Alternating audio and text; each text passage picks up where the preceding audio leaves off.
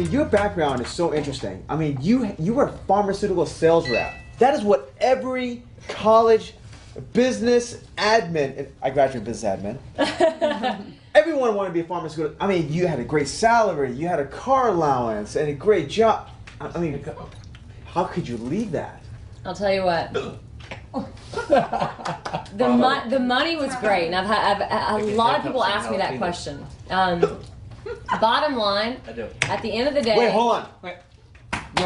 Okay, go ahead. How much money are we making a month? A year? At the end of the day, I realized that it wasn't all about the amazing money that I was making in my pharma job. It was about the quality of life.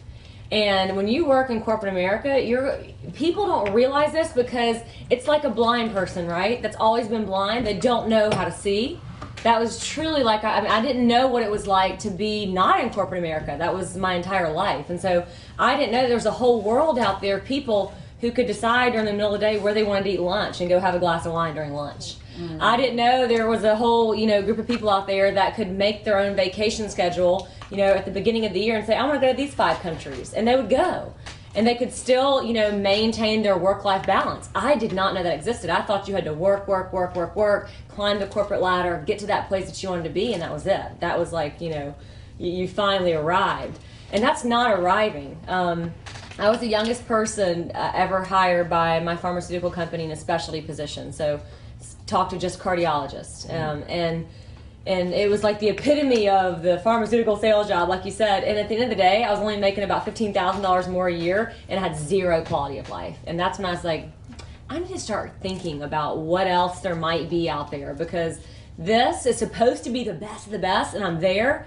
And it was one of those things, the grass was not greener. And that's when I found Visalus. And actually, Nick came to town and did one of our very first events in Atlanta, and he did one of his famous trainings on what it would be like to fire your boss. Mm-hmm. And sometimes I felt like he was talking to just me, like there was nobody else in the room. Yeah, he can do that very well. And everything around me faded, and he was talking just to me, and he was like, one day you can fire your boss. And I went home that night and wrote my resignation letter. Wow. Well, you know how you play like Led Zeppelin backwards and say stuff, What?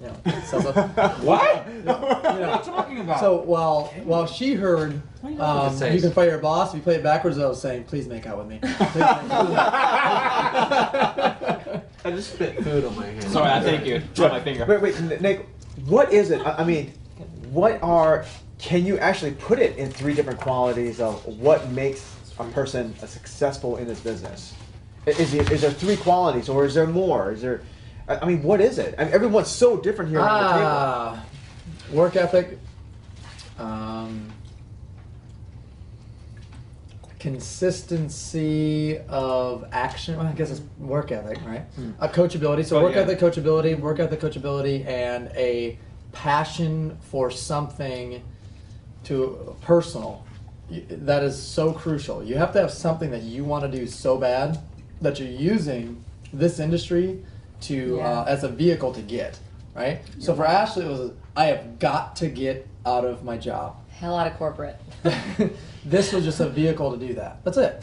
For Jeremy, it was, I've got to find a way to finance, to make money so I can go out there and do the things that are very important to me from an arts perspective. He's very creative, very much into TV production, movies, etc. But you can either be a starving actor, actress, producer for 20 years waiting on tables, or you can make a whole heck of a lot of money and have that finance that, right?